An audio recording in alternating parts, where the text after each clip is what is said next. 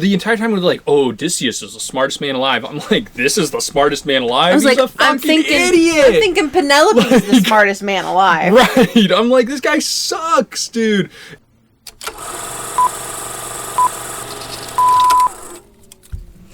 Hello, everyone. Welcome back to another lovely episode of And Rolling. Let's give it up for And Rolling, Maddie. Come on. Bum, bum, bum. Yeah. What did we see? What did we see? We saw the Odyssey. We did see the Odyssey, yeah. Yeah. In case you couldn't tell from my incredible... Maddie's a little sleepy, guys. I am sleepy. Matthew took forever to get set up. I tried to fix the audio problems from last time. I know. He's like, he really cares, you guys. Give him a lot of flowers in the comments. He really cares. I'm, however, on the couch and I got really sleepy. Yeah. This will be my Odyssey. She's eating the lotus. She's like, oh, yeah. Please. Please, Charlie's. More lotus. Yeah. I mean, do we really need to do a summary of this? No, dude. It's Matt Damon. He's Odysseus. Like, it's the Odyssey. They do it. Like, yeah. You know, they go on the one thing, this is how the movie is. This is the weird thing about the movie is told in flashbacks for the first half, and then it's not. That's really all you need to know. Like, the movie starts, and then it's like... I would say it's not even a half. It's like 3/4. Yeah, it's a lot of the movie. And they're just like, oh, do you remember this thing? And they're like, oh yeah, I do remember that. Calypso being like, and then what happened? And then what happened? Don't eat the lotus, but here is the lotus. What about your men? What about your family? And he's like, I don't have a family. Where are my men? Did you do something with them?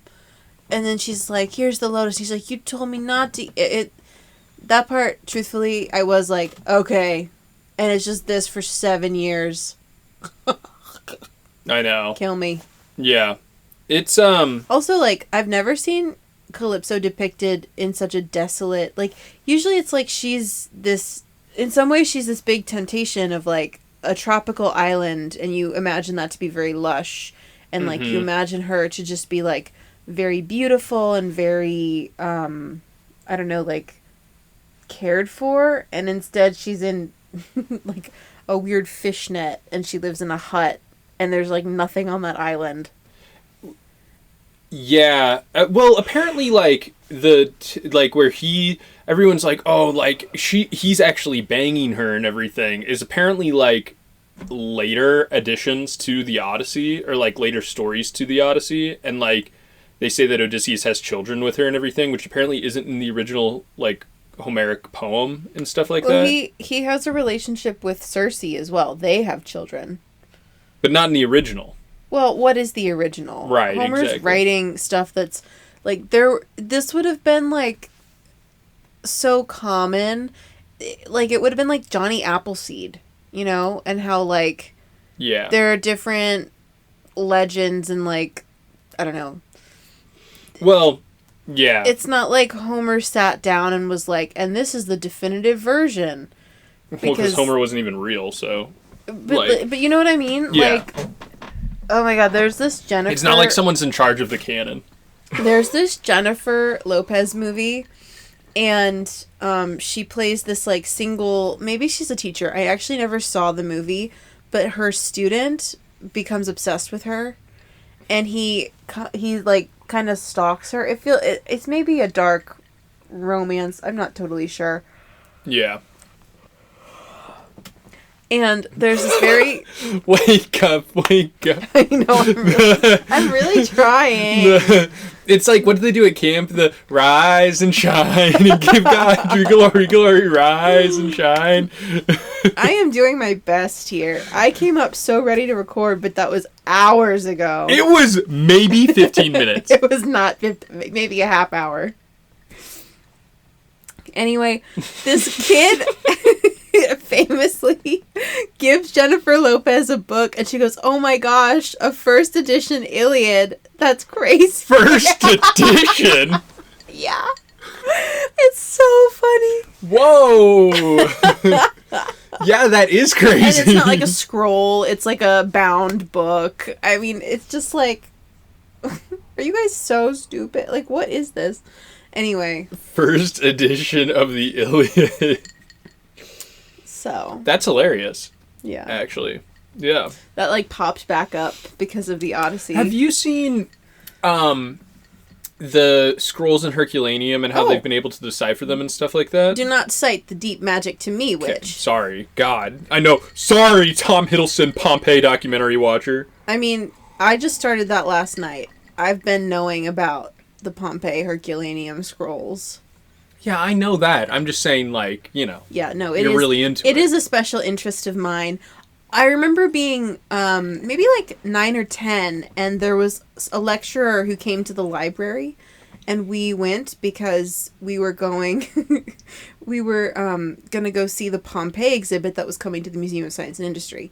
And so she did this big lecture, and she starts talking about how Vesuvius is much smaller or whatever than the supervolcano in Yellowstone. Sure. And we were about to go there. Like, we were like a month away from this big vacation.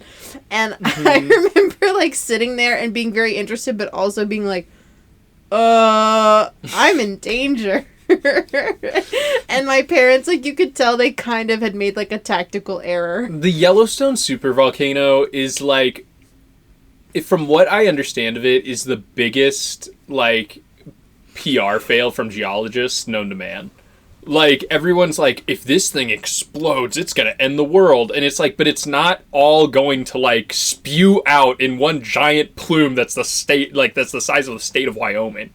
Like, you know, it's like, that's just not how this works. Like, it's gonna maybe, like, do little fissures here and there, you know? Like, well, much as Vesuvius did. Right. Which, if you watch the new Tom Hiddleston thing on Disney Plus, he's really going in on the, like... Apparently... Earthquake. Maddie told me that he speaks and writes Latin, which is crazy. Well, I don't know, he hasn't written anything yet, but he's, like, reading it. Of course it's, like, scripted.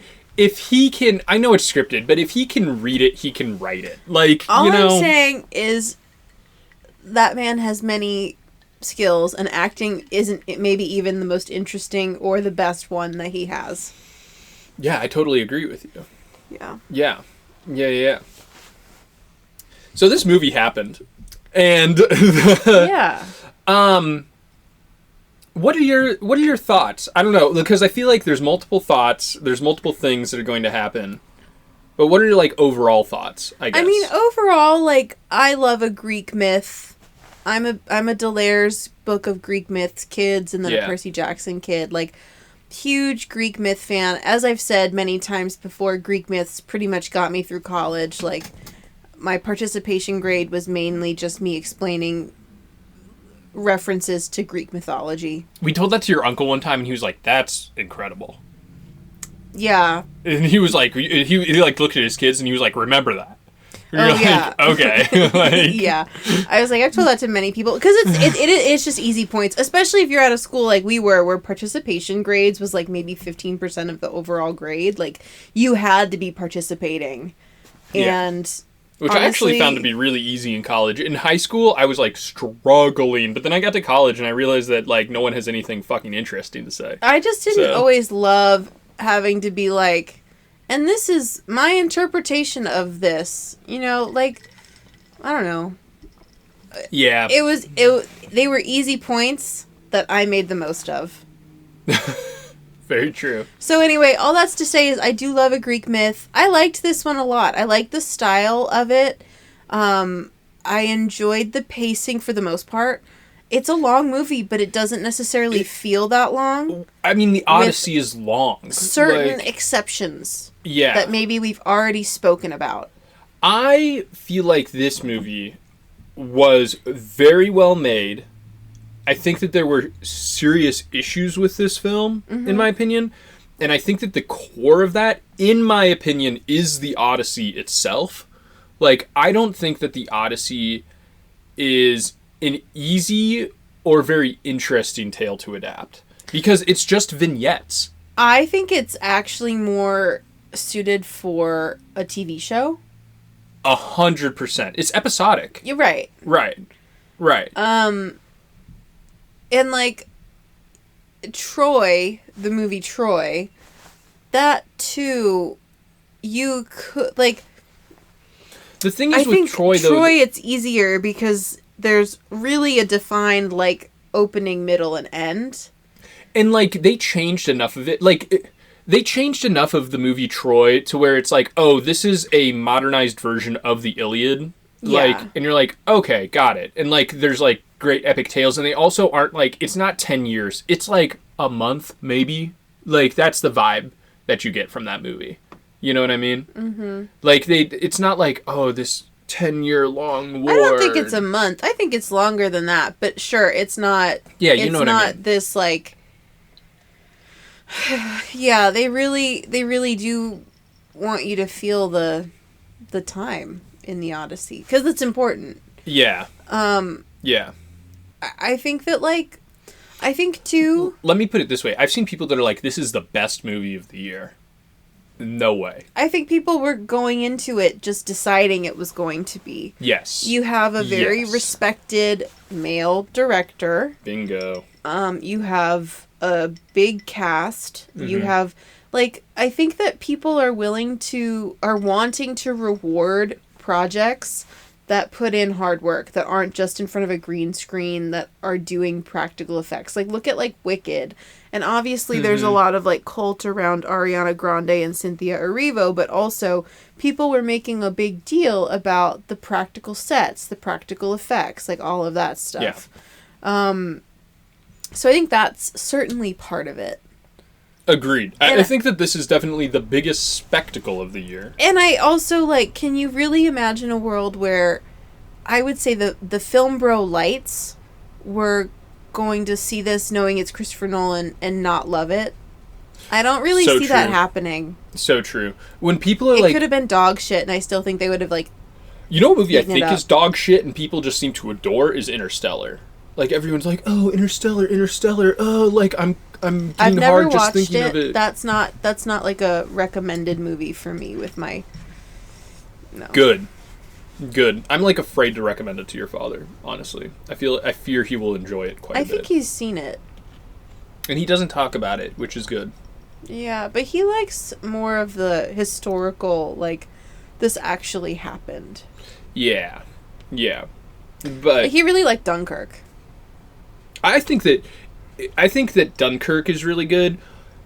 I know you didn't see Oppenheimer, but Oppenheimer was way better than this movie, in my opinion, in terms of, like, the storytelling and the message behind it and stuff like that. It was far more interesting. That's interesting because I've been seeing a lot of people saying that the message behind Oppenheimer and his version of the Odyssey are very similar.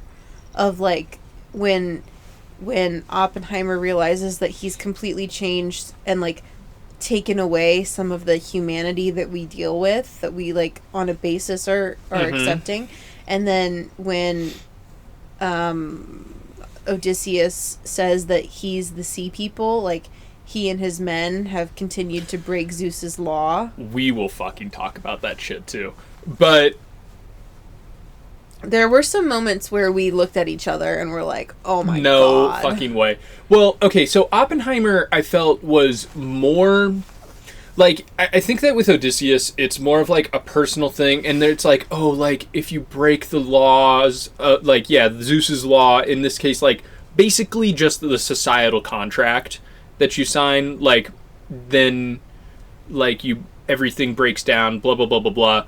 I'm like, yes, but I feel like Oppenheimer was more poignant, in my opinion, considering the time in which we live, where it's like the social contract's already been broken, in my opinion. You know what I mean? Like, we're already there.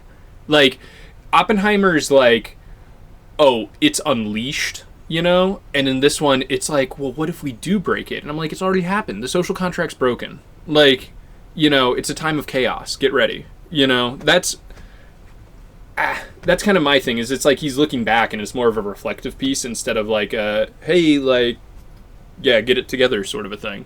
I don't know. That's my take on it. But anyways, the Sea People? Yeah, so the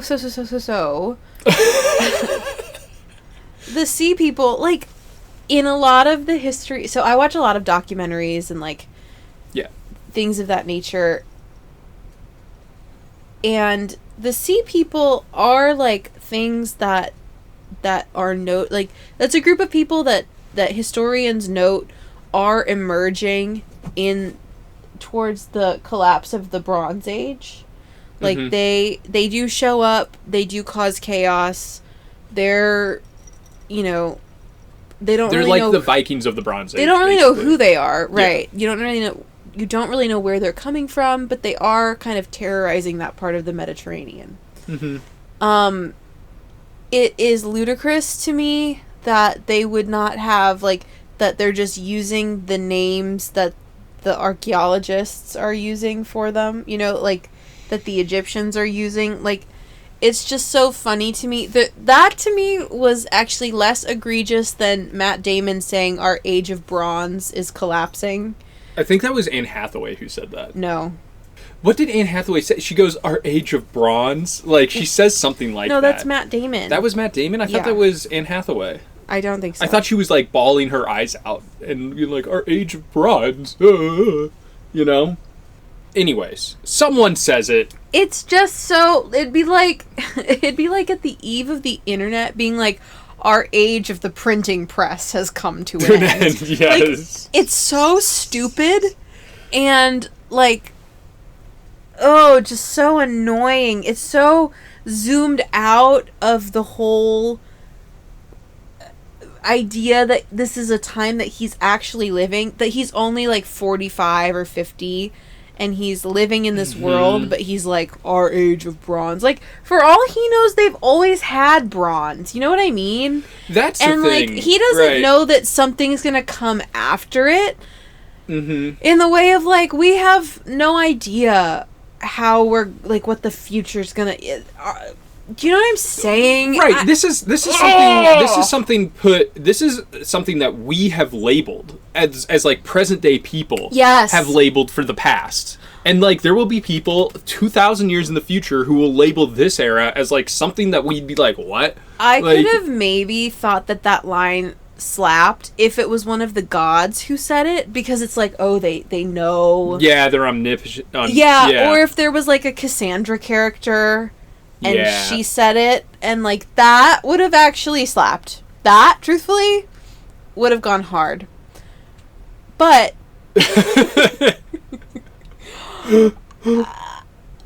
it made me like turn to Matt in the theater and like grip his knee and just be like, ugh. It was interesting. That was interesting. And, like, yeah, there is this, like, existential thing where they're, like, the sea people, but, like, the fact that they're, like, oh, Odysseus is the sea people, I'm like... It kind of then negates the whole, like... No, he's not. ...threat, then... Right. That, like, I don't know. Okay, because at the end, Odysseus and Penelope are exiled for him breaking Zeus's law. Which he self-exiles himself. They're actually, like, really happy about it. And they end up sailing off towards the west. The unexplored west, which Odysseus has just spent 10 fucking years exploring. So, whatever. Yep.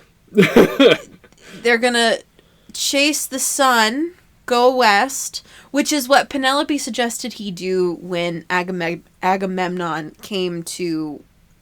recruit him for the Trojan War. But he's like, no, I can't do that. Agamemnon's already killed his daughter. He's going to kill our baby. And I'm like, well, if you take the baby with you... like... But still, let's just assume that you were going to take the baby with you, and you're like, no, they're going to catch up to us. This movie painted Agamemnon in a more favorable light than I would have liked. I think... but it also didn't, but... Yeah, I think that the problem is you don't have the Iliad to back it. There's a lot of, like, backstory explaining that they have to do because you don't have the Iliad. I wish that this movie would have just assumed that the audience knows what the fuck we're talking about. You know? Like, I know that a lot of people have been like, oh, well, his armor is meant to reflect the fact that, like, he doesn't fight. It's pristine after 10 years. He has a spine on the back of his head because he doesn't actually have a spine. Blah, blah, blah, blah, blah. Okay. To me, I'm like, but the initial impact of him and of, like, people just watching was, like, his aura goes crazy. And they're, like, obsessed with him. And then the way that... He does have strong aura, I will say. Yeah. Yeah.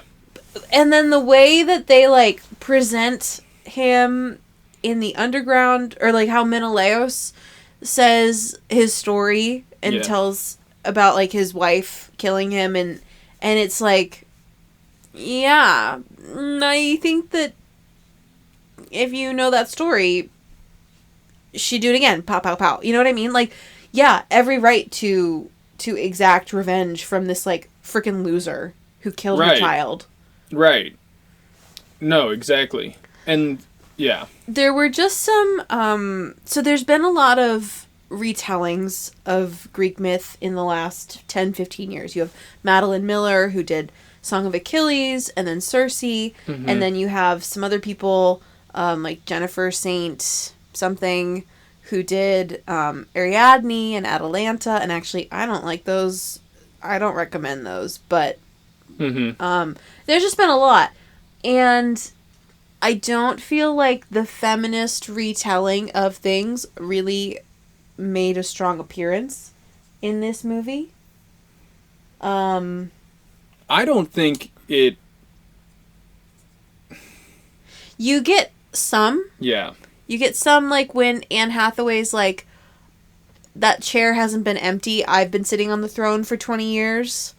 But, like... Yeah, but then it's dismissed in the next line. Exactly. Right. And then the whole... Like, people are going crazy on Circe being like, get back to your disguises when she's turning them back into men. That could also go hard if the scene before wasn't, like... The danger of the men was real, right? Like... 100%. What she was saying was real, but I felt like they were vilifying her for taking action before men struck.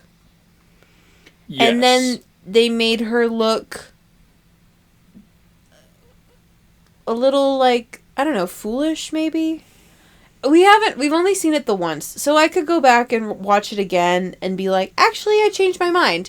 But just my initial impression was like, you've taken Circe, and her performance was amazing, but the way in which she was presented was that, like, she had done wrong for protecting herself and assuming that they were going to take advantage of her hospitality. But which, like, to be fair, they just raided a fucking town, like, the scene before. Like, that is... If they are then the sea people, that's exactly what they've been doing. Right. And so this, like... It felt kind of muddled, narratively. Also, like, I feel like the problem is... I was telling my dad this. The problem with the Odyssey is Odysseus himself. Like, Odysseus isn't a very interesting character. He's just a vessel to tell the story, in my opinion. And, like, every single encounter and every single time that Odysseus does something in this movie, depending on the scenario, he's a different person. Because that's the way it's written. Like, everyone's like, oh, Odysseus is like, play it safe. And then they get to the sirens and he's like, I'm gonna do something fucking stupid. And then they, like, and, like, in one scene, he's like, guys, I'm leading the charge. Everyone listens to me. And the next one, he's like, fine, you're in charge now. Like, he just doesn't, his character doesn't make sense. And, like, this is where I'm like, stop with the translation, make it modern, because no one actually is sitting down, even back in ancient times, is sitting down and listening to the whole of the Odyssey every time. They're like, tell us the story of Odysseus and the Cyclops. Like, that's what they're doing. They're doing vignettes, little episodic things that the bard is singing to them. Like, they're not doing the whole 10-hour version, you know? It's just not happening. I don't know. That's my problem with it.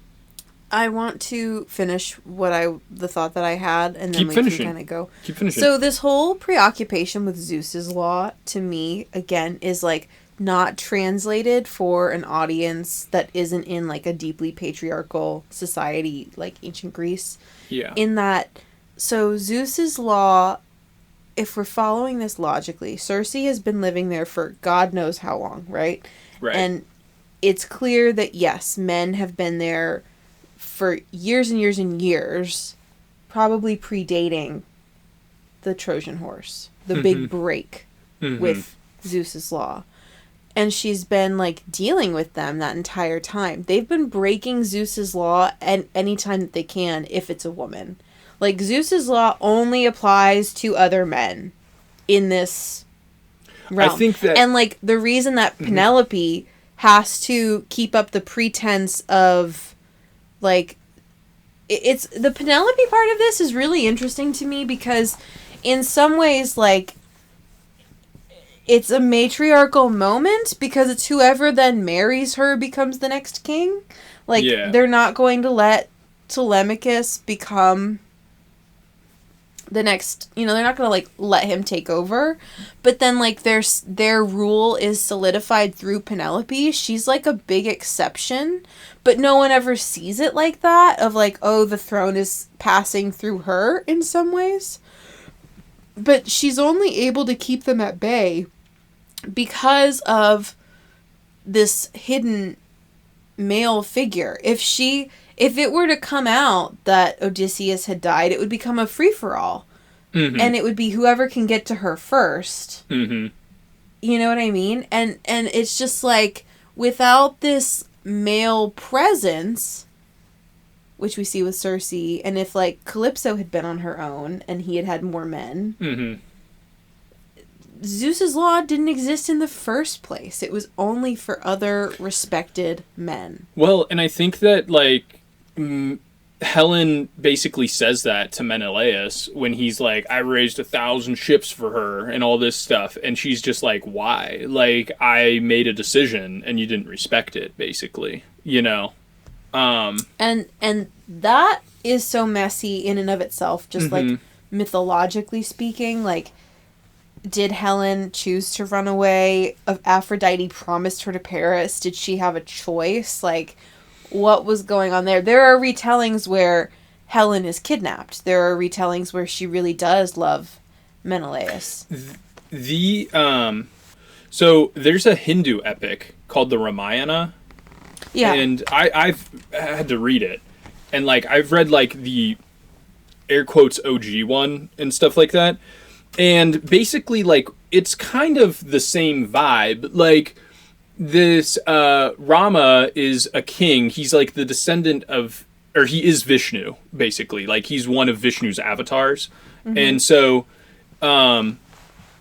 he marries a woman. The woman, like, gets kidnapped, and then he goes to rescue her and stuff like that. And then at the end, it's like, oh, like, I have my wife back and everything. And then he kills her at the end. Like, randomly, out of the blue. There's, like, this addendum chapter where he just kills her. And it's like, learn your place, and it's like, whoa, like, and it's so random and so strange. And it's like the same vibe where it's like, well, I know that, like, we did this whole thing, but, like, we need to make sure that you know where you stand, Yeah. Like, I don't know. It's one of those things where I'm like, there wasn't really in my opinion, a defined way of dealing with that. And so it's just sort of, like, muddled. Yeah. And, like... Or it's just not something that he thought of, like, Well, I think that he's trying to...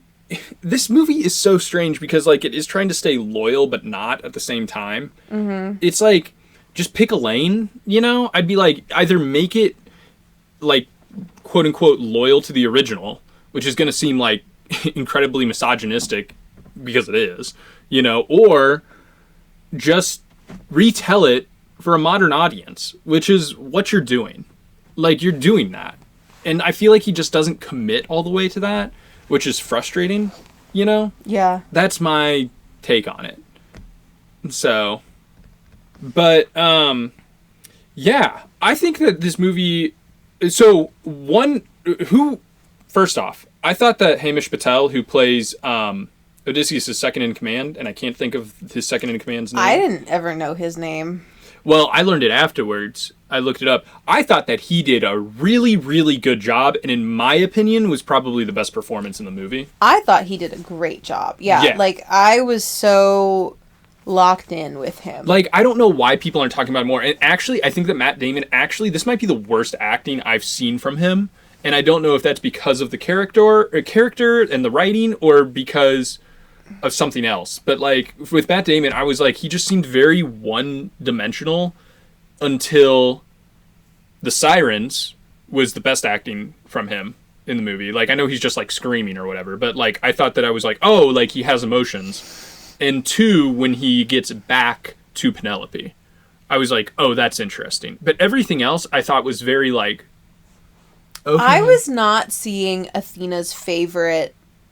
And, like, I said this to you, where I wanted more of the gods in there. I wanted to see more of their interference. Mm-hmm. We saw Athena, obviously, with Zendaya. Although some people are speculating, like, is he hallucinating her after seeing what they did to Troy, and that's like a manifestation of guilt? I don't believe that. I think that it's Athena, and I think she's making a point to come to him as one of the women killed in Troy. Yeah. A priestess of her order. Yeah. But I was not seeing the, like, master schemer that Odysseus is supposed to be. This, like, cunning, clever, like, I thought he, like, the most clever was him talking to Circe, but even then, like, she was running circles around him. No, I agree 100%. The entire time we were like, oh, Odysseus is the smartest man alive. I'm like, this is the smartest man alive? I was He's like, a fucking idiot! I'm thinking Penelope's like, the smartest man alive. Right. I'm like, this guy sucks, dude. It's like, oh my god. Odysseus in this movie, I'm like, he's not smart. He actually runs away from all of his problems pretty consistently. Like, well, and this idea of, like, hey, we've hit up 3 islands and had nothing but trouble. Let's continue to, like, make our presence known right away and not be sneaky about anything is so not what I'm expecting from an Odysseus character. No. Also, like, his son's an idiot. I feel like the entire education system on Ithia needs a revamp. Like, I'm like, what are we doing here? Like, sorry. Keep going. Also, like, you don't see... So, in the poem, Athena and Telemachus are... Am I saying that right? I am, right? Telemachus? Yeah. Yeah, that's it. Yeah, you said it right. Yeah, sometimes I get in my head. Athena is supposed to be, like, kind of standing in, and like, they have a relationship.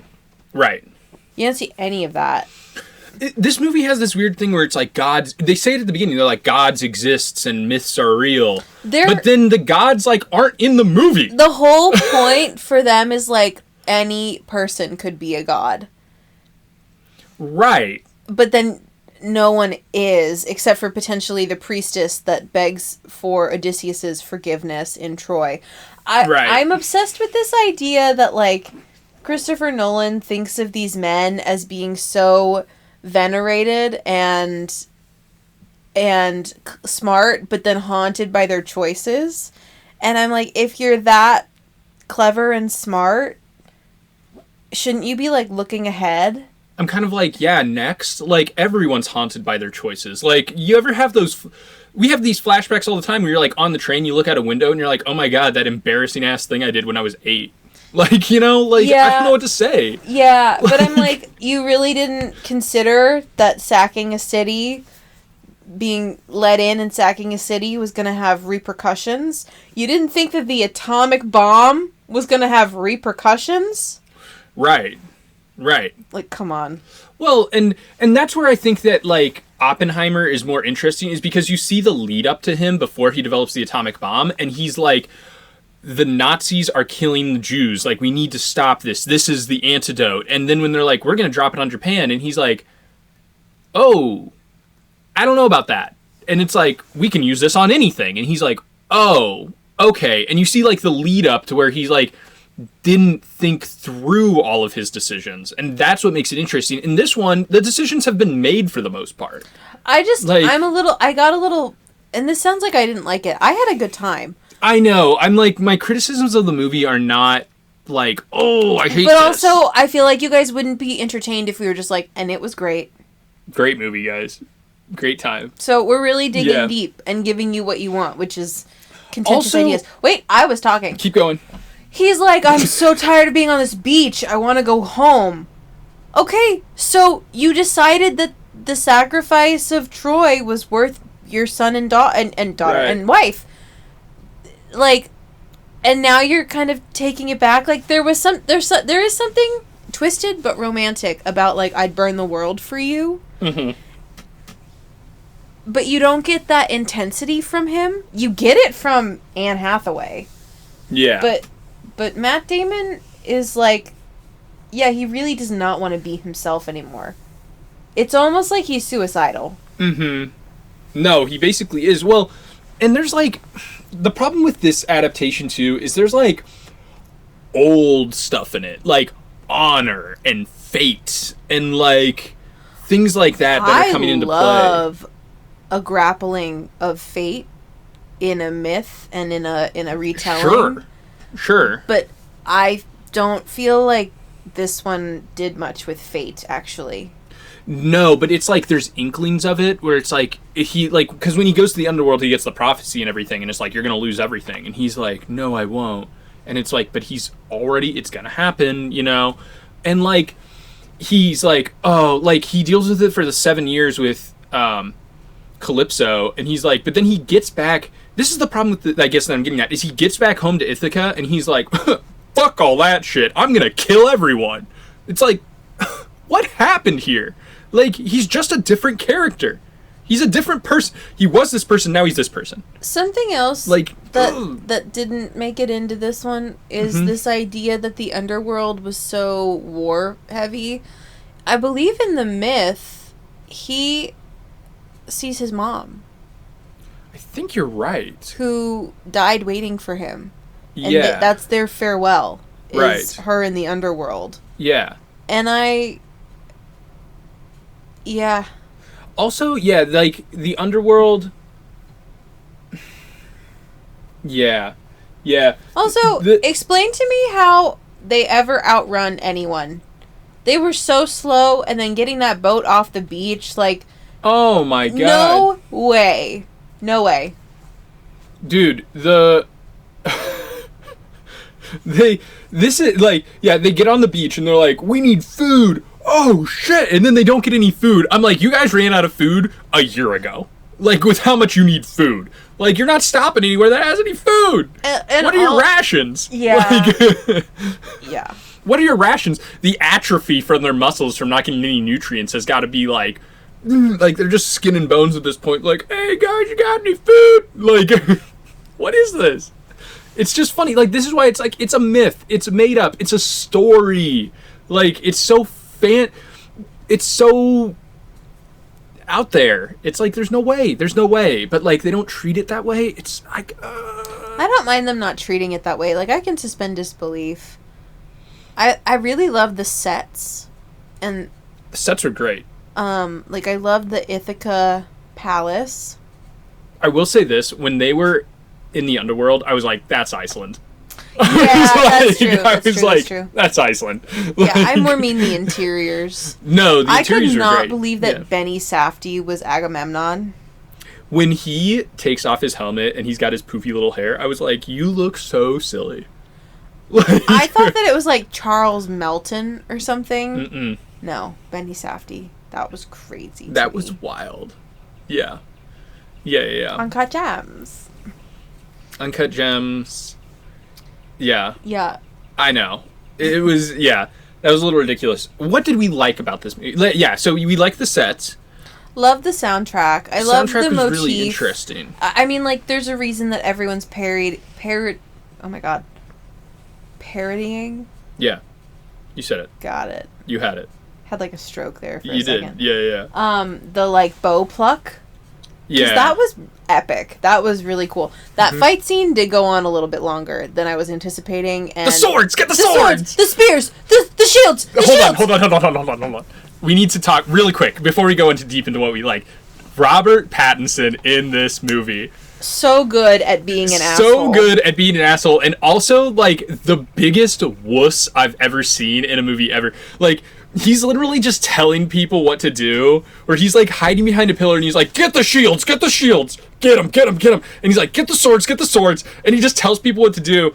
And then the line, guys, if you haven't seen the movie, there's this line that he delivers where everyone's like, oh my god, it's a slur, where Odysseus is sitting in the back, and he's like, why don't I try? And he's like, someone get these beggars out of here. And it's like, the way that he says it is like, whoa, okay. Like, it's crazy. He really loves that role, too. He's so into that role. In the interview, you can't take him seriously because he just lies in, like, interviews and stuff like that. But the entire, like, in interviews, he's like, I think I'm actually the good guy. Like, I think I'm a pretty good choice for Penelope. Yeah. He's like, I actually think, and everyone's like, dude. And I'm like, guys, like, he's joking all the time. Like, I don't know how you haven't figured this out yet. I think they have. Yeah. Yeah. I'm Gen X. Or, I'm Gen Z. I'm Gen Z, is what he says, yeah. I am Gen Z. I am Gen Z. Jennifer Lawrence, you're a millennial. Yeah. But anyways. Truthful? Yeah. Anyways, the soundtrack is really interesting, I thought. Yes, he recreated some instruments that have been lost to time. Yeah. And they sounded cool. I felt like it really did drive the emotional arc forward, because I would agree, it was hard to kind of get emotion from Matt Damon. You got it from the second in command. Yes. You got it from some other people, but he was pretty, like, guarded. Yeah, he was. And the music did help with that. And yeah, the musical instruments that were used and everything were really cool. Yeah, it sounded awesome. I feel like they were like, we don't want any orchestration, but I swear that during the sack of Troy, they did like an orchestral like soundtrack. I'll have to listen, because I could see some of that going in my writing playlist, truthfully. Yeah. And if you don't know, actually, this is a fun one we should do sometime on the podcast.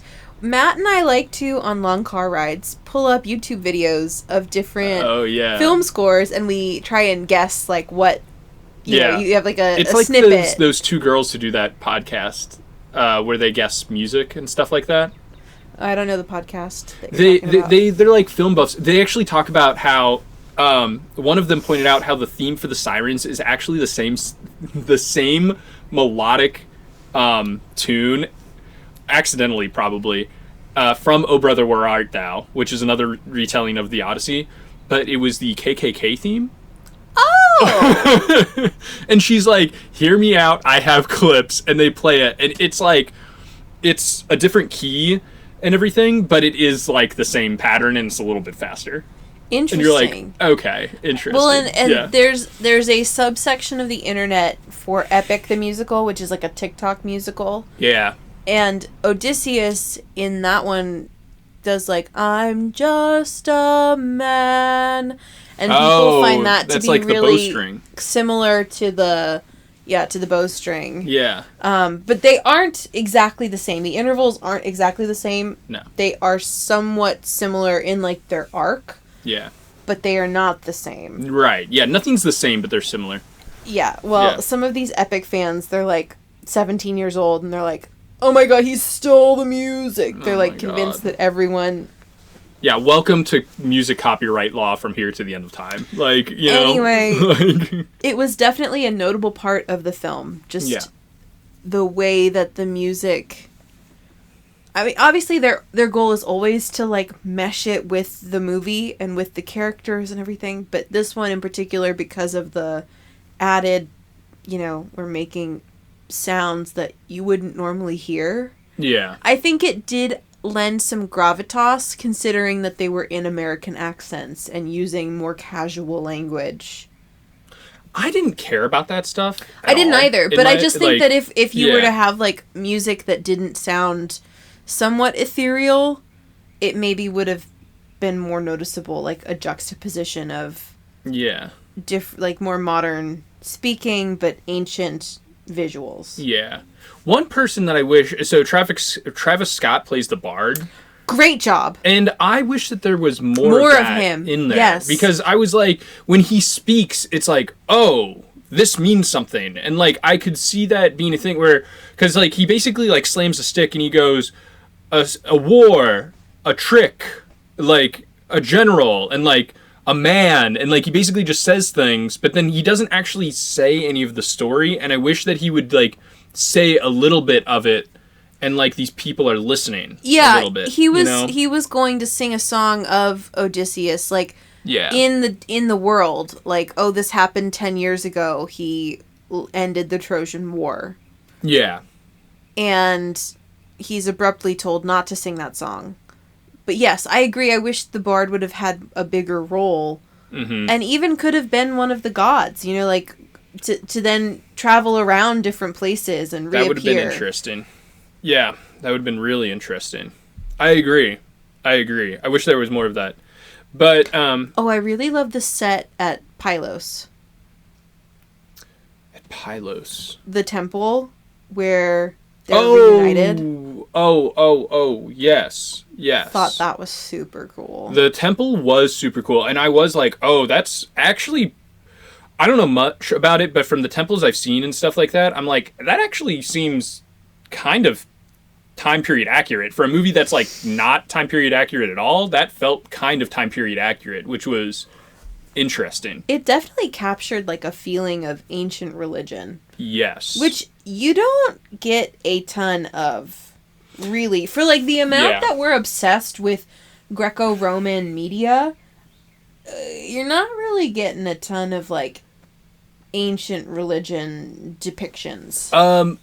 A show, honestly, if anyone wants a show about, like, ancient Greco-Roman times, you need to watch Rome, the HBO series. I knew you were going to say that. Well, you have to. It's that good. But, like, there's some depictions of religion, and, like, the second season actually dives deep into, like, ancient Judaism and, like, apocalyptic Judaism and stuff like that, which would have been really interesting for season 3. But... because they were, like, going to go to the Middle East and, like, basically do the rise of Christianity, sort of, a little bit, which would have been so interesting. I know, but it got canceled. But there's, like, scenes in there where, like, a really wealthy, it's Caesar's sister or someone. He has a daughter named Julia. But it's not Julia. It's Octavian's mom. And I can't remember the familial connection. She's part of the Caesarian family. Sure. Of some type. But, like, she goes to the temple and is like, I need all of this to work out. And she spends a lot of money on a cow and, like, bathes in its blood. And it's like, nah, that's, like, what they did, man. Like, it's weird. You know? It's been interesting working on the book that I'm working on and making my own religious system, because, like, the world that I'm building is in some ways Greco-Roman inspired, but more of, like, a colonial, in that, like, and this might not make it to the podcast because it's really specific to you and to me, but, like, I was really struck by this idea. I visited Bath in England, which was an outpost for the Roman Empire and has a lot of Roman architecture, and that's why they named it Bath, is because there were baths there. Yeah. And there was this idea that, like, a British scholar wrote after they left, or, like, some notable person wrote, like, we walk in the shadow of giants. Yeah. Because there's all this infrastructure that they can't replicate. They can't use it. If it breaks, it's done. But you can see what once was. There's a term for that. Yeah, probably. Yeah. And I was just really struck by that idea of, like, building on top of things, and how the fragments of those older times, if you can't access them, how they inform your understanding of religion. Yeah. Yeah. It's interesting. And I know that there's a term for it because it's plays into with the Lord of the Rings, where Tolkien's like, everything that came before is better than what's now. Basically. Oh, yeah. You know what I mean? And, like, it's like, oh, everything was grander back then. And it plays into, like, the idea of, like, trying to achieve what Rome did and things like that. And, yeah. So, but I can't remember. Yeah. Which is an interesting way to look at that book. But, Yeah. And the spectacle of this movie and their like dedication to like practical effects was really interesting. It was fun. The Cyclops scene is probably the best, and I think that there's a reason that people remember and probably tell the Cyclops story more than any other story. They didn't do the like. He didn't trick him. Again, he doesn't trick him. They just do the sheep thing, but they don't do the I am no one. Which I think is important for Odysseus' character. Just be like, oh, he's smart. He's, like, clever. Like, again, the sheep thing, it's a bit more physical. Yeah. Yeah. Mm-hmm. I know. And also, so, side note, we saw Hadestown, like, the production last night. And, guys, when the Cyclops gets his eye stabbed, and when he blinds him, he, like, screams so loud. It, like, breaks your eardrums. And you could hear it in the theater next to us when we were watching Hadestown, where they're, like, jazzing out and everything. And then you hear, Poseidon! Like, I'm like, oh my god. Like, dude, chill. It's crazy. Yeah. Greek girl summer, I guess. Christopher Nolan always has an interesting take on sound design, in my opinion. I had been warned, and so I wore a pretty thick hoodie and had the hood up and like pulled around my ears. I don't like loud noises. I like loud music. I don't like loud noises. Wow, that's very human of you, babe. I don't know. Some people act like I'm a little too sensitive. Because even at work, like, if someone makes a loud noise, like, it does bother me. I get a little Well, there's been those studies where it's like, if you hear a tiger roar, but then, like, you hear, like, a melody, like, your brain reacts completely differently to those. You know? Because of, like, ancient instinct and stuff like that. Well, my ancient instinct tells me that I don't like loud noises. That's crazy. Mm-hmm. That's probably a good instinct to have. Yeah. It served me well thus far. Yeah, exactly. So I protected my ears. Before we left, I asked Matthew if he wanted to protect his. He said no. Nah, I powered through, man. It was okay. It wasn't that bad. So. We also did not see it in Dolby, which was intentional. Oh, that was intentional on your half? I kind of wanted to see it in Dolby. That's too damn bad. Okay. It's all good. I also, the time that we wanted to go, because it was like a Tuesday night, they didn't have a Dolby showing. But yeah, I did hear how loud it was, and I was like, well, maybe Dolby's not for moi. Also, 70mm, who gives a fuck? Sorry, that's my take. Yeah, I had to I don't care. Get into it at work about the 70mm a couple times, and I was just like... I just don't care. I think it...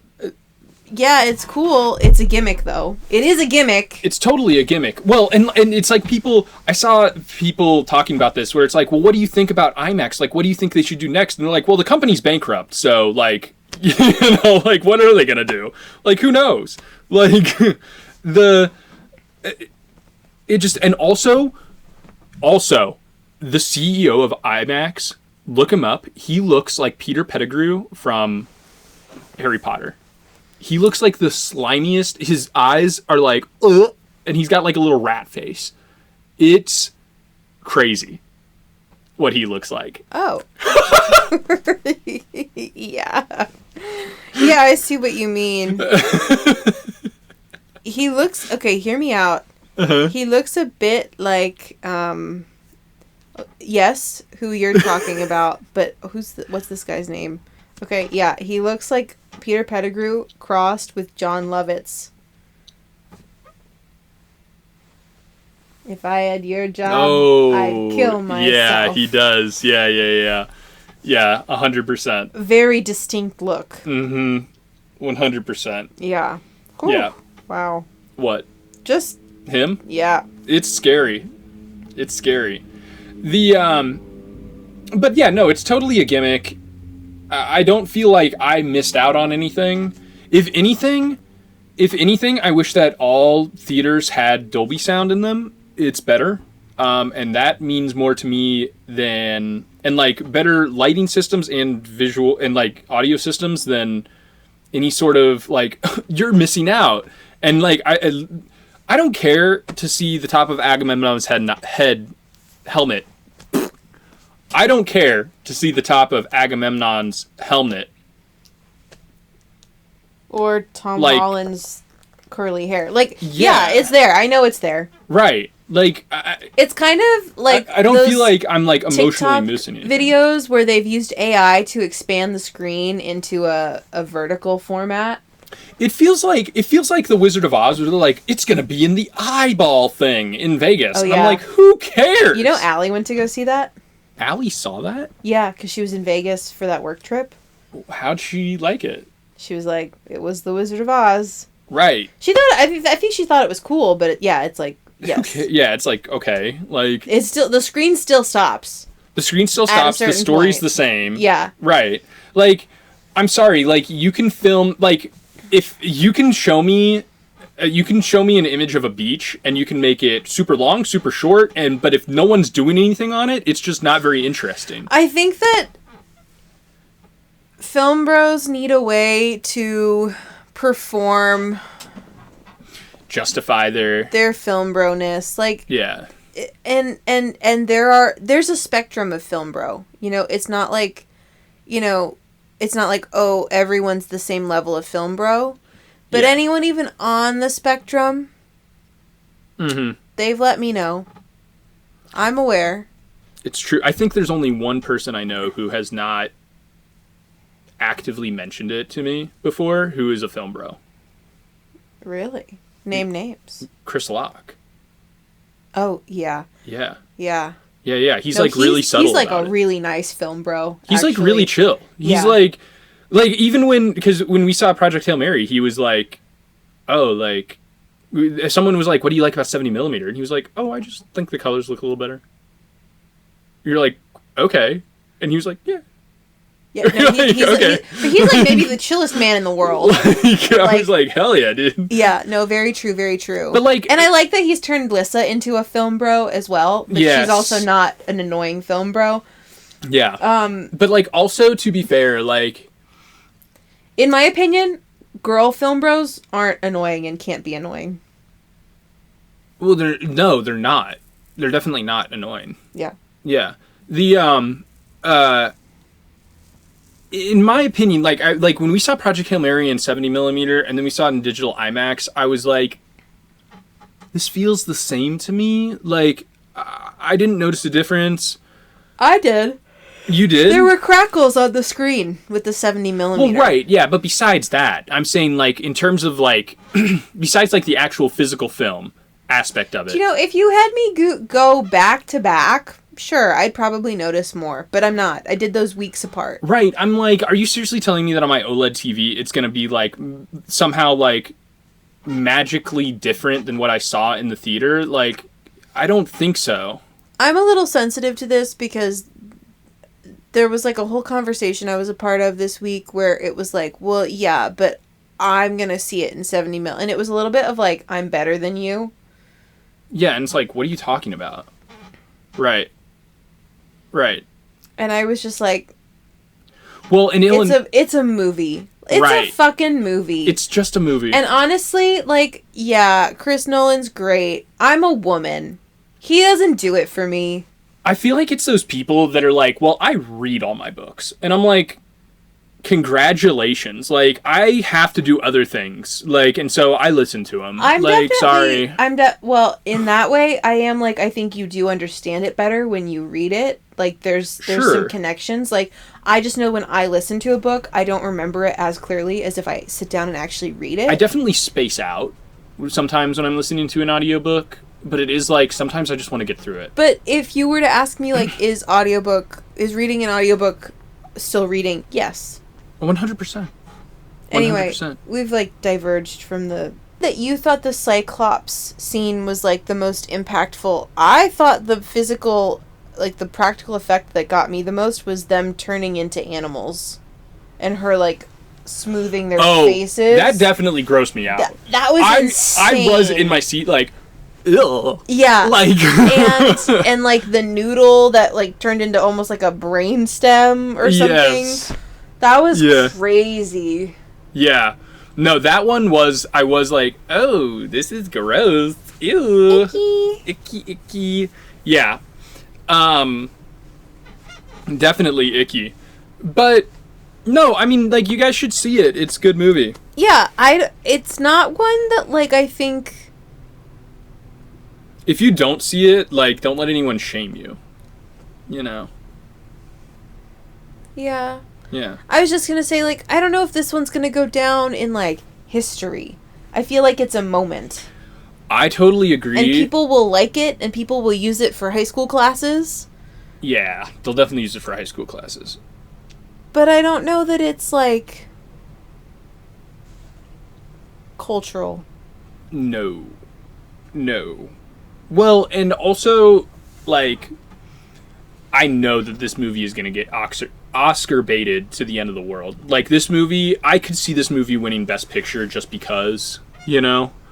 I did see, I saw a thread that was like, it's so beautiful to me how we, like, we're still telling these epic stories from thousands of years ago, and there's still this huge interest in them, and how that's so human of us, and I do appreciate it for that. And the same with Hadestown, where I'm like, I love that I'm engaging with stories that have been, like, told over and over and over again. Yeah. This is, so, it's interesting that you talk about that, because, like, there's so much, I think that this goes into something that I've been experiencing recently, where, because, like, if anyone doesn't know, like, I collect video games, like, it's, like, a big thing that I do, and PlayStation's like, oh, we're gonna stop physical production in 2028 and everything, and the lost media that's going to occur because of that is astounding. And, like,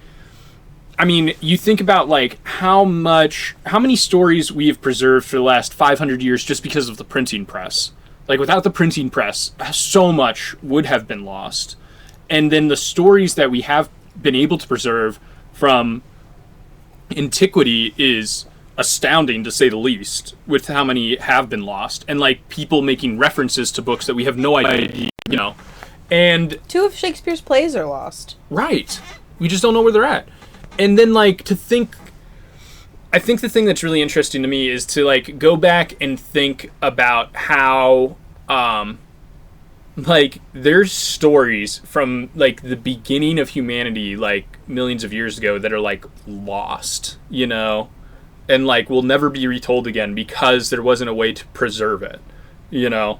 And that's, like, so tragic. And I feel like that's part of the interesting thing about, like, Native American culture is, like, the emphasis on preserving these types of stories. I feel that way about Aboriginal culture. Yeah. Where there's this verbal, oral history. Yeah. And they're like, oh, there was a great flood. And they kind of, like, trace it. And like, the physical record in the earth speaks of a flood. I think it was, like, 40,000 years ago. Yeah. Yeah. And they've been, like, telling that story ever since. Right. And the going back to, like, Hinduism and stuff, like, the Vedas in Hinduism were, like, so important to them that they carried them down orally until they could be preserved on palm trees, basically, is what they did. And, like, the retelling of them verbally was so important that, like, they tested, like, different groups from different like, different areas. Correction, for me, 10,000. 10,000. Yeah, you're good. Because the Aboriginals haven't been on Australia for that long. I would hate to be wrong. I know. The crazy thing to me in, like, human history is it's like, oh, like, Hawaii was founded in, like, 1650. And you're like, what? Like, the nation of Hawaii, like, and the island was, like, discovered in 1650. Is, like, crazy to think about. You know? Like, that was the first time humans stepped foot there. There are bars older than that. Right. Like, that's wild to think of. And so, but, just, like, it's stuff that has been lost, and I think it's, like, a longing for humans and, like, questions. Like, humans are really good at asking questions and, like, the longing for that. I think what you're saying is interesting, and, like, it speaks to what that person's saying. There is, like, a truth, and like, the movie Troy, right, is very gimmicky, but there's this one, like, Brad Pitt line. He's saying it to Rose Hunt as Achilles talking to Precise, whatever her name is. Sure. And he's like, the gods envy humans because we die. Our life is more vibrant because we're doomed, essentially. Yeah. And I do think that it's like, we are doomed, right? Mm-hmm. There's going to come a time when we're both dead, when humanity has ceased to exist. Yep. And so there is this moment of we're all fleeting. However long that is, we're fleeting. Well, and I think... Yeah. And losing things like that only reminds us that we're fleeting. Yeah. Oh, I think it's like something where you're like, a million years from now, everyone will be forgotten that lived now. You know, like it just doesn't exist anymore in the human psyche. It's just forgotten, you know? Mm-hmm. Yeah. And there's like, well, so I was looking up stuff about Orpheus because we saw Hadestown and everything. Orpheus. And how there's like almost everyone's like, he didn't exist, but there's one guy who's like, oh, he might have. Like, it's like, but like the name and like the legend carries on, like in the same way that Odysseus like carries on. Like, well, he probably didn't exist, but it's like, here he is. That's one of the most aching parts of Hadestown, which if you haven't seen Hadestown, it's a retelling of the Orpheus and Eurydice myth, set in like 1930s Southern America. Like maybe New Orleans, 1920s. Bayou. Yeah. Yeah. It's very jazz heavy and also like... Yeah, very bluesy. Really focuses on this idea of kind of corporate growth and industrialization. Yeah. And they start the show with Hermes coming out, and he goes, "Aight," and he's talking to the cast, and they say it back to him. He says it to the musicians. They say it back to him, and he says it to the audience, and they break the fourth wall, and they set the tone. And he's like, "This is an old song, and it's been sung many times before, and we're going to sing it again." And that comes up at the end, and he's like, "This is a tragedy, and we're still going to sing it." And then once at the very end, when Orpheus turns around and Eurydice descends back to Hades, there's this moment where everything stops, and Hermes comes back out, and mournfully he says, like, "This is an old song, and we've sung it before, we'll sing it again." And then they kind of come back to their starting positions. Yeah. Orpheus and Eurydice, and you become like a cog in this ancient story. Yeah. And these ancient characters who over and over again think that they'll make it and then don't. Yeah. I think it'd be really interesting. Like, this is the moments where you're like, oh, I wish I had a time machine, where it's like 10,000 years from now, will they still be talking about the Odyssey?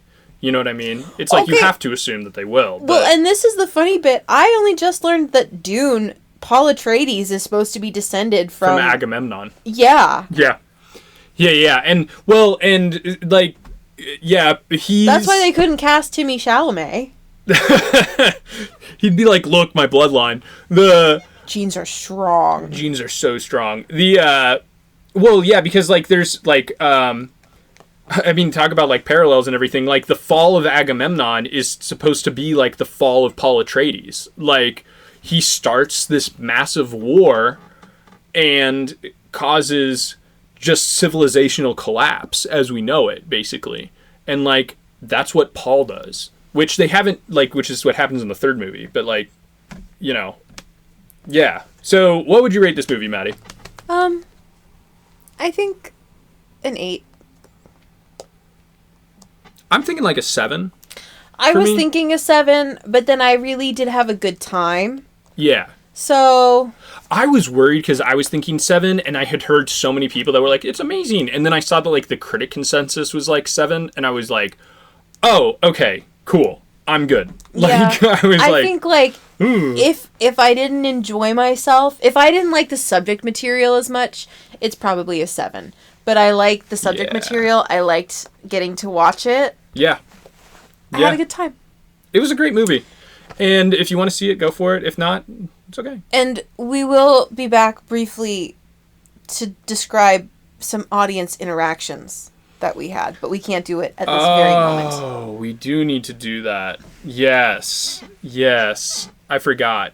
We'll just record it in a minute when I'm done. Okay. Yeah. And by in a minute, I mean tomorrow morning. Okay. But for them, it'll be like, bam. So I need to tell my story about theater etiquette and how atrocious it was. Matt did something very hot at the movie theater. What can I say? So we get into this movie, and we're not even 2 minutes in, 5 minutes. It's not a long time. They had just finished the opening title sequence. And this guy was on his phone at like the opening title sequence, and I was like, that's annoying. But then he put it away, and I was like, maybe he had like last minute text or something. He had to send it. Yeah. I don't know. I'm understanding, you know? And he sits there, and then he does it again. He pulls it up, and he's not like holding it down, like trying to be discreet. He's like, you know, in The Lion King when they hold Simba up over Pride Rock and all of the animals are like, oh, it's the lion. That's how he was holding his phone. Like, arms, elbows extended. Yes. And he was like, and I was like, oh, maybe he's just seeing what the response is. But no, he's like, starts another chat. He starts scrolling through his stuff. Nah, dude. And Maddie's like, I might go get someone or something. I was like, I'm not even going to go get someone. And so I walk down and I slap his headrest right behind him. And I go, hey, let's text someone after the show. He goes, I'm sorry. And he's got his headphones in. And I'm like, why'd you come to the movie? You know? It was like, crazy. And then what? 10 minutes later? Well, wait, you have to say what you did. I did. Oh, and then I walked, and then I said, next time I'll go get someone, is what I said. Yeah. And then you come back, and the guy next to you is like, you're amazing. Yeah, he was like, dude, you're the best. I was like, not a problem, man. And he was like really into this movie. Like, you could tell he was like really excited for it. And so I was like, because see, I was about to say something like just at large or go and get someone, and Matt was like, I got this, and got up. Because I was just like, this is ridiculous. And also, like, you know how much money everyone paid to go see this show? Like we have the, like, AMC Stubbs A-list, but this might be, like, someone's one time that they go to the movie of the year, and they probably spent, like, $15 on this damn ticket. And so then, not 10 minutes later. 10 minutes. Someone in, like, I think the same row, just a couple seats down. Same row! Pulls out their phone and goes to Google. Like, we can all see... Googling stuff. Again, holding it extended. Holding it up for the whole back of the theater to also see whatever they're doing. Yes, and I was just like... And I was like, nah, dude, like, I'm not dealing with this again. And then I walk down... He gets up again. Wait, hold on. Oh. As he leaves, the dude who was like, he's awesome, turns to whoever he's sitting with and goes, he sees another phone. And I did. I was like, I'm not putting up with this. And so... I went there and I did the same thing. I slapped the back of his headrest, and like whenever I did, I scared the shit out of both of them. Like when I did it, because it's like they're just not expecting it, and we're like top row people, so like I can see it all. We are top row people. I have a lay of the land, baby. You know, like this is so stupid. And so I slap the back of his headrest. And I say, why don't we look that up after the movie? Like, and his girlfriend's like, what? And he's just, like, got that dead Gen Z stare, Gen Alpha stare, where he's like he's a kid. He's like a teenager. And I'm like, I'm sorry, your parents didn't raise you right. I'll start. Like, you know, this is so stupid. I'm like, the father now. Yeah, I'm like, God damn. Like, come on, guys. And... they didn't, to their credit, they didn't do anything for the rest of the movie. No, because, and I'll tell you why. There was this vibe of, like, there's a sniper in the theater, and if I pull my phone out, this guy's gonna come around and hit my seat. Like, our quadrant of the movie was very respectful the rest of the time, but I could feel the energy of, like, where's he gonna go next? I was just done with it. It was so funny. Well, I'm just like, it's so... Maddie and I were saying after the movie, it's like, you seriously can't sit there and watch something that's made to entertain you for 3 hours. And see, what I was going to do, I was going to kind of like loudly, at the beginning of the movie, right? Like, we hadn't really gotten started. Be like, if you don't have the attention span, get out of the theater. Yeah. Yeah. And then escalate it further if need be. But a little bit of public shaming. The thing is, what we've learned, public shaming in this situation is kind of the only thing that works. Yeah, and it honestly, it's a shame that as a theater goer, I have to be the one to regulate the crowd. Right. There used to be this thing called employees at the theater, and they would go around and they would come in and they would like check in to make sure that people were behaving, but also that like people weren't sneaking into movies. Right. And that art is lost. Oh, 100%. 100%. I was actually telling, and I sort of wish they'd bring it back. Like, I've also snuck into my fair share of movies. You buy a ticket to see something, you go somewhere else. Yeah. No harm, no foul. Especially it was a lot when it's like you're younger. Yeah. When you were younger and it wasn't assigned seats. Yeah. But I took 2 family friends who are teenagers. They wanted to go to the movies, and they decided they wanted to see Scary Movie whatever. 6? Scary Movie Bad. And we get there, and there's these 2, like, maybe 12-year-old boys in our seats, and I was like... Classic. Okay, I'm not gonna kick you out, because it's not my job, but, like, do move. You're in my seat. I'm not going to kick a kid out for going to an R-rated but then movie. watching that movie, I was like, oh yeah, this one is bad. This one's really bad. Like, I remember watching scary movies when I was a kid, like the franchise, and I don't think they were that bad, but this one, it is acknowledged. But this one is, like, particularly egregious. Well, I feel like they had to go extra shock value because, like, the franchise itself is dead.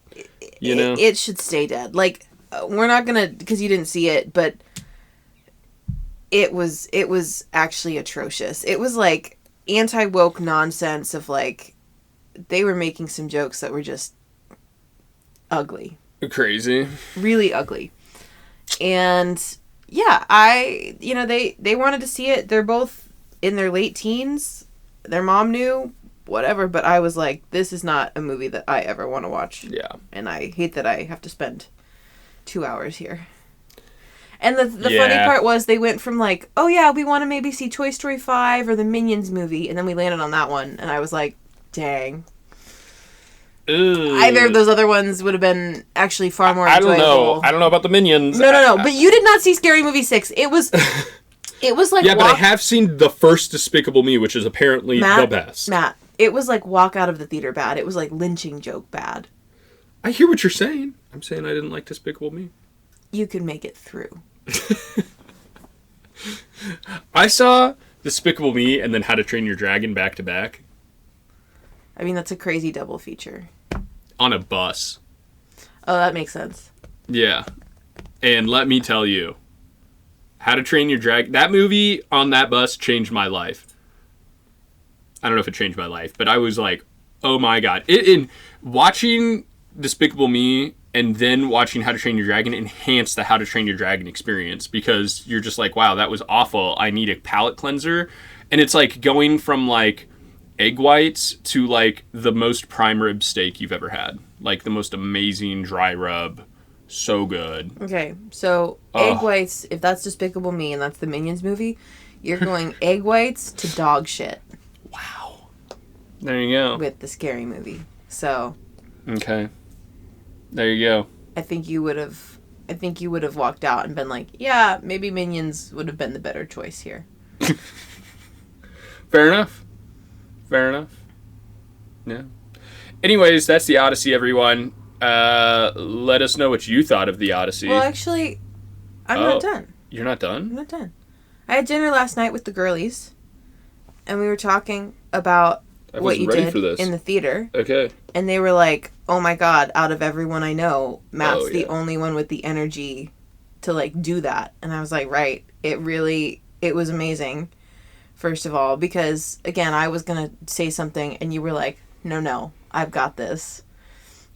Incredible energy. Some of my father's traits that rub up on me, I guess, have a benefit. Like... What was like kind of funny then was the lights come up at the end, and you can tell who the people were that got scolded, because they're like looking around for him. I know. And like maybe they saw we're you. a post-credit we're a couple, so we stay through the whole thing. And so then I am like kind of wondering if someone's going to say something on our way to the car. No one did, but it was just like... That's happened to us before. To my family. Oh, yeah. I was like, not to you and me. No, not to us, but to my family. At Cowboys and Aliens, believe it or not. Out of all the movies.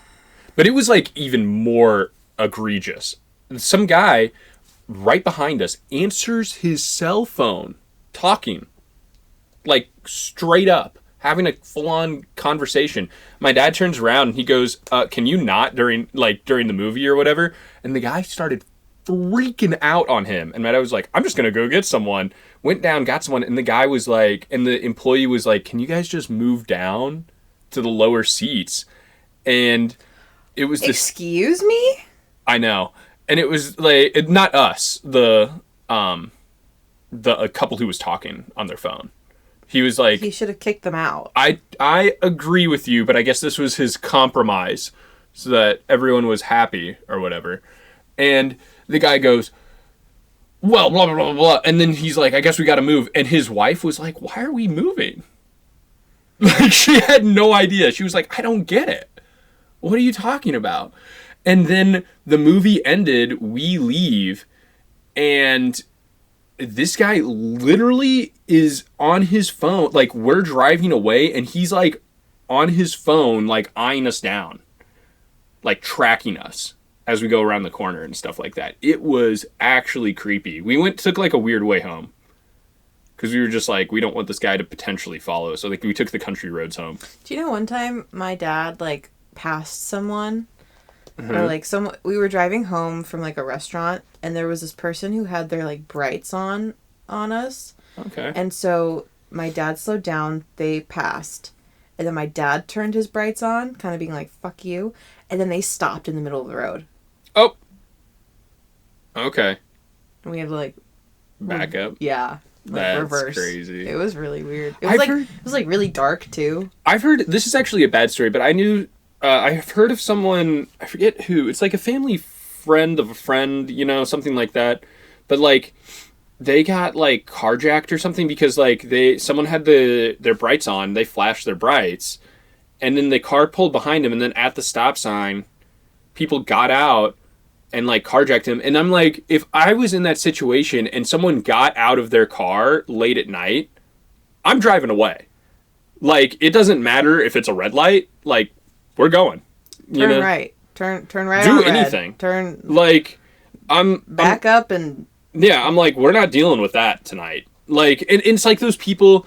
I've seen things with like the cartel where they have like the roadblocks and stuff like that. Yeah, and then the people are like all lining the road. Yeah, and it's like, oh, what do we do? And the guy sees it and he just backs up and drives away, and then people start like chasing after him and everything. Yeah. And it's like, right, but it's like we're not going to even enter that situation. We are going to exit in whatever way we can as quickly as possible, right. You know? Or like there was that thing in South Africa. This is a crazy video where they're on an exit ramp and there's like walls to the left and the right. That's the video I'm talking about. Oh, that's the one you're talking about? Yeah. Oh, yeah. Yeah, that's in South Africa. But describe it in case people haven't seen it. So they're on like the exit ramp of a highway, or the slip road or whatever you guys call it over there. And they... there's like walls on the ramp, right? And so it's just a single lane. And these like 4 or 5 guys stop. They get out of this car and they're like gonna clearly carjack or like burglar the guy or whatever. And he just doesn't give a shit. He just speeds up and there's like enough space between the door and the wall for him to slide between, and the door goes flying. 2 guys go over the car. It's like, I'm like, good for you, dude. Like, that's a situation where it's like, I'm getting out of here. Why are you stopping? There's no reason. Why are you approaching my vehicle? Time to leave. It's, you know? Yeah, and those videos are good because I think if I hadn't seen them and that were happening, I'd be like, what's going on? It would take me too long to process. Yeah. Yeah. No, I know. Be safe out there, everyone, but also keep people accountable. And that's just part of Zeus's law. That is part of Zeus's law. You don't break the social contract. Odysseus, I think, would be on our side. You treat everyone like every stranger like a god because you never know who they might be. Am I the god in this situation? I don't. Just saying. So, anyways, that's the Odyssey. Let us know what you think of the Odyssey. If you have your own Odyssey, we want to hear that too. Oh yeah, give me your Odyssey. That'd be crazy. I want like a several. I feel like our Odyssey text thread was the Scottish trip. Definitely the Scottish flat tire. That's a classic story. That's definitely one of our Odysseys. Yeah. We won't get into that here. We'll save that. We'll leave you wanting a little bit more. You know, just a little bit. Oh, I have to keep listening because what if they bring this up one day? You know, just like Penelope Suitors. Leave them wanting a little bit more. A little bit more. She's got a little bit more of that tapestry weave. I'm undoing that tapestry right now. You have no... And stop. What? Anne Hathaway. Oh, Anne Hathaway. I thought you said and stop. I was like, why are we stopping? Yeah, that's actually the anti-podcast. It's and rolling and stop. Yeah. That's all of the haters. All of our haters. In this episode, you won't believe the shit they said today. This guy came up to me and he slapped my theater seat and he told me to do whatever I was doing after the movie. I was so upset.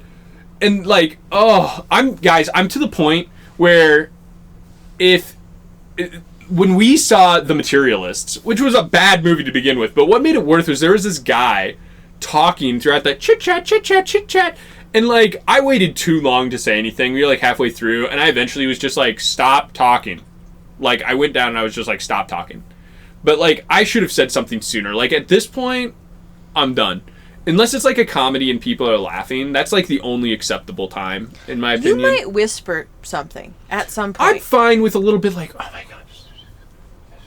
But like the blatant, did you see this? Check yourself. Hey, that was a funny part of the movie. It is funny, and I'm sorry we're doing the Midwestern goodbye again. Whatever. It is funny that you bring up The Materialists, and I know this isn't a Hadestown episode, but watching Hadestown, I was like, this is what The Materialists wanted to be, but like better. Because Eurydice is forced to choose between being poor and being in love and wealthy, but literally in hell. And I was just like, right, like this is exactly what they were saying, but like with a better storyline. The Materialists is such a strange film. And yeah, well, I learned apparently Hadestown was like a demo track from like since 2007.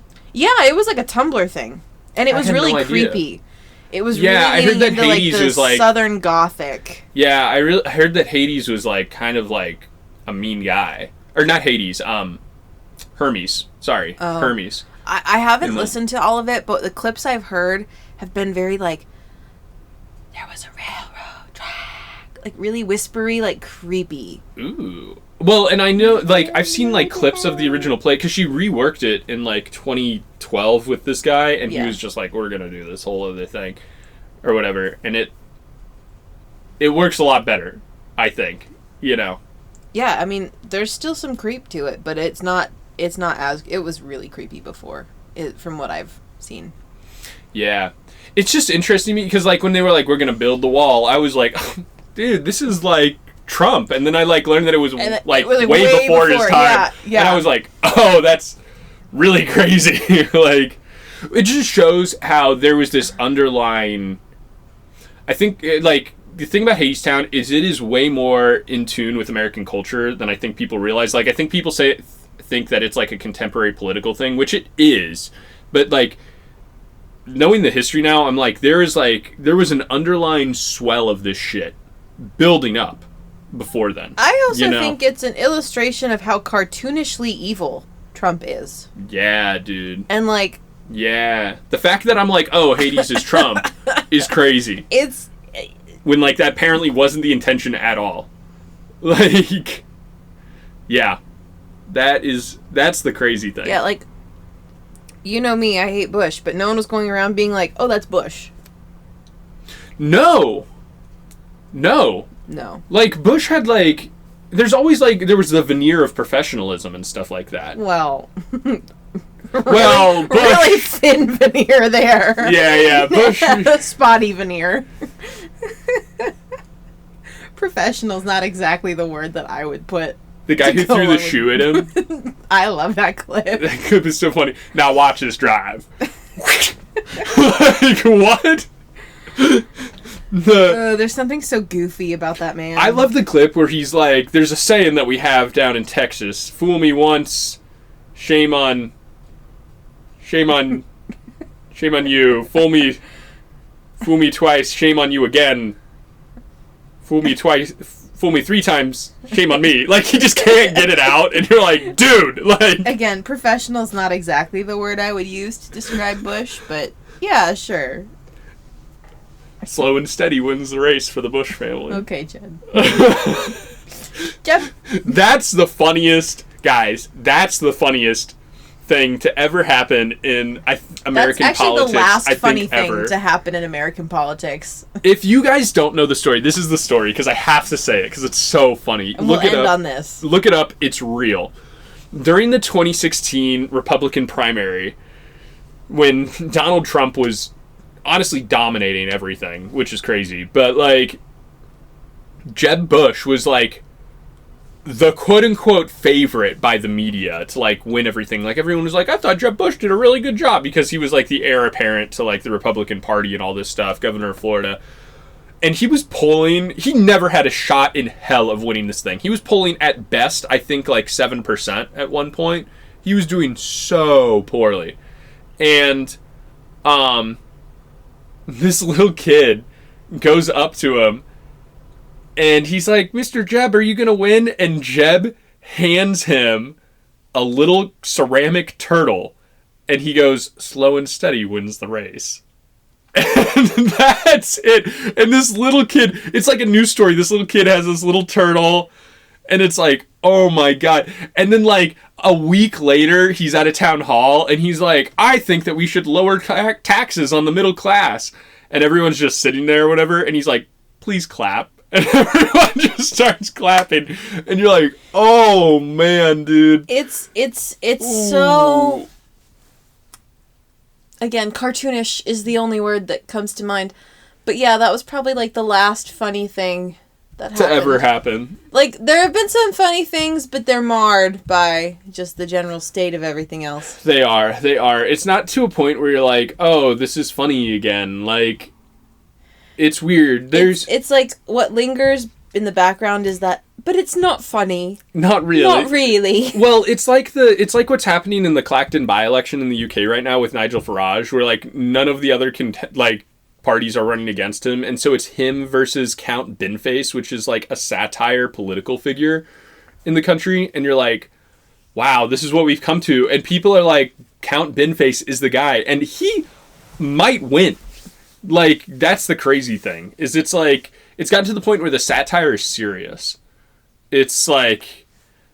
Well, yeah, I feel like, yeah, anyway. It's okay. Crazy. And that's where we'll end it. Because they're breaking Zeus's law. That's the end. Quit breaking Zeus's law, Quit breaking it, people. So, we'll see you. You have a good one. Give us a Dear Maddie right in. Oh, that would be a good...